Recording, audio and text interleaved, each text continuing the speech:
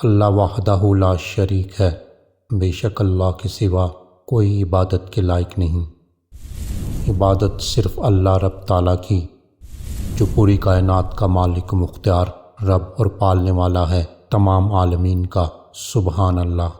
اس پوری کائنات میں کوئی چیز، کوئی شخصیت معتبر ہے تو وہ صرف اس لیے کہ رب تعالیٰ کا حکم منسوب ہے اس کے ساتھ، یعنی رب تعالیٰ کی طرف سے زمین پر اتاری گئی کئی چیزیں اپنا ایک مقام رکھتی ہیں۔ خاص طور پر مسلمانوں میں ان معتبر چیزوں میں دو پتھر بہت عزت والے ہیں، جن میں ایک پتھر وہ ہے جو مقام ابراہیم کے نام سے جانا جاتا ہے۔ کیا ہے یہ مقام ابراہیم اور اس پتھر کی خصوصیات کیا ہیں اور اس کا کیا استعمال تھا اور اس پتھر کو کیوں مسلمانوں کے یہاں عزت والا اور معتبر پتھر سمجھا جاتا ہے، اور بہت کچھ آپ جانیں گے اس ویڈیو میں، لہٰذا اس ویڈیو کو آخر تک ضرور دیکھیے گا۔ تاریخ کے حوالوں سے پتہ چلتا ہے کہ حضرت آدم علیہ السلام نے کعبے کی جو عمارت بنائی تھی وہ طوفان نوح تک باقی رہی، اور بوقت طوفان اسے آسمانوں پر اٹھا لیا گیا۔ اس کے بعد کعبہ شریف کی جگہ ایک بلند ٹیلہ باقی رہ گیا۔ یہ جگہ زمین سے جدا معلوم ہوتی تھی، لیکن اس پر کوئی عمارت نہ تھی۔ لوگ اسی جگہ کا قصد کرتے تھے اور اسے قبولیت دعا کا مقام سمجھتے تھے، یہاں تک کہ اللہ تعالیٰ نے حضرت ابراہیم علیہ السلام کو حکم دیا کہ وہ اسماعیل علیہ السلام کو ساتھ لے کر کعبہ کی عمارت تعمیر کریں، اور جگہ کی نشاندہی اس طرح فرمائی کہ اللہ تعالیٰ نے بادل کا ایک ٹکڑا بھیجا تاکہ اس کے سائے سے کعبہ کی حد مقرر کر لی جائے۔ پھر حضرت جبرائیل علیہ السلام نے اس سائے کی مقدار خط کھینچ دیا، اور حضرت ابراہیم علیہ السلام نے اس خط پر یہاں تک زمین کھودی کہ حضرت آدم علیہ السلام کی بنائی ہوئی عمارت کی بنیادیں ظاہر ہو گئیں۔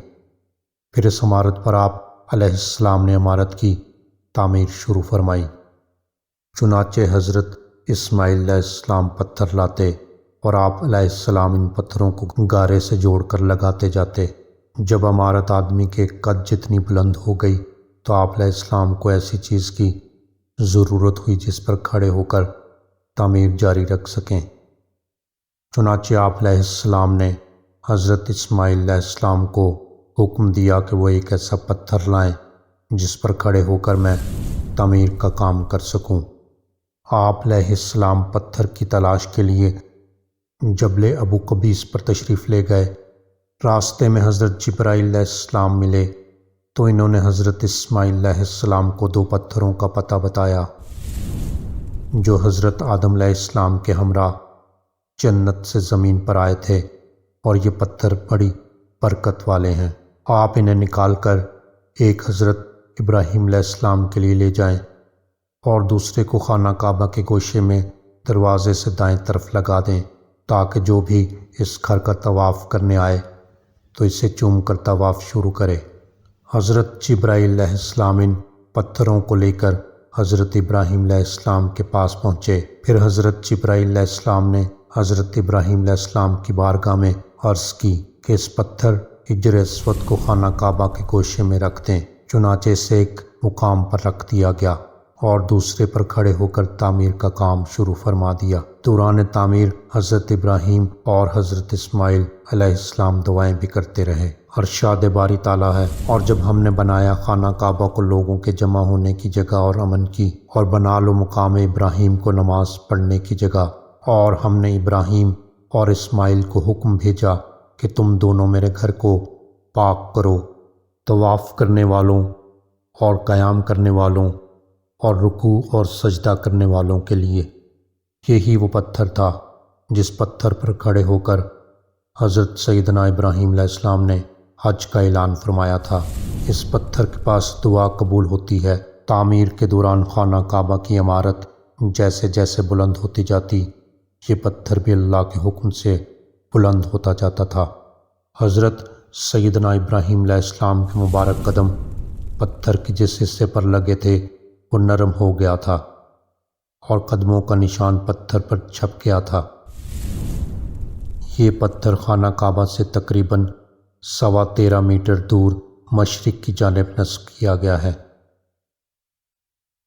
پتھر میں موجود قدم کی لمبائی 22 سینٹی میٹر اور چوڑائی 11 سینٹی میٹر ہے، جبکہ ایک قدم کی گہرائی 10 سینٹی میٹر اور دوسرے کی 9 سینٹی میٹر ہے۔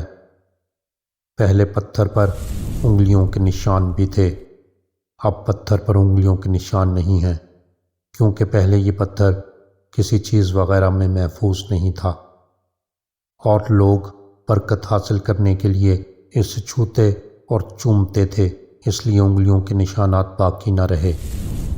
20ویں صدی عیسوی میں اس پتھر کو چاندی کے ایک صندوق میں رکھ کر اوپر ایک گنبد جیسا 18 مربع میٹر کا کمرہ بنا دیا گیا۔ چونکہ یہ کمرہ طواف میں رکاوٹ بنتا تھا، اس لیے اس کی جگہ شیشے کا ایک خول تیار کیا گیا۔ پتھر کو شاندار کرسٹل میں رکھ کر آس پاس سونے کا پانی چڑھی ہوئی جالی لگا دی گئی۔ باہر 10 ملی میٹر ایسا شیشہ لگایا گیا جو بلٹ پروف ہونے کے ساتھ ساتھ ہیٹ پروف بھی ہے۔ حاجی صاحبان اس مبارک پتھر کی زیارت کرتے ہیں۔ انبیاء کرام اللہ تعالیٰ کے مکرم اور پیارے ہوتے ہیں، تو رب تعالیٰ کے پیاروں کی نسبت جس چیز سے ہو جائے تو رب تعالیٰ کے منشا اور حکم سے وہ چیز بھی عظمت والی ہو جاتی ہے۔ اس لیے مقام ابراہیم کے پاس نماز پڑھنے کا حکم ہے اور اس جگہ دعاؤں کی قبولیت کی نوید سنائی گئی ہے۔ اس لیے ہر مسلمان کو چاہیے کہ اگر وہ یہ مقام پائے تو وہ ضرور یہاں دعا کرے، رب تعالیٰ قبول فرمائے گا انشاءاللہ۔ کتاب مقام ابراہیم میں تحریر ہے کہ یہ بات قابل ذکر ہے کہ دور جاہلیت میں کفار قریش نے کعبۃ اللہ کے پتھر کو خدا بنا لیا تھا، مگر حجرہ اسود اور مقام ابراہیم والا پتھر ان کی زیادتیوں سے محفوظ رہے، جبکہ ان کے نزدیک مقدس ترین پتھروں میں سے یہ 2 پتھر تھے۔ اس میں گہرائی سے غور کرنے والا اس نتیجے پر پہنچ سکتا ہے کہ اللہ تعالیٰ کی حکمت اور مصلحت تھی کہ ان دونوں پتھروں کو اس نے پوجے جانے سے محفوظ رکھا۔ اگر دور جاہلیت میں ان پتھروں کو پوجا جاتا تو کفار و منافقین مسلمانوں کو اس بات کا طعنہ دینے سے نہیں چوکتے کہ توحید کے علمبردار یہ مسلمان آج ان پتھروں کو چوم رہے ہیں اور قابل تعظیم قرار دے رہے ہیں، جو ہمارے نزدیک خدا سمجھے جاتے ہیں۔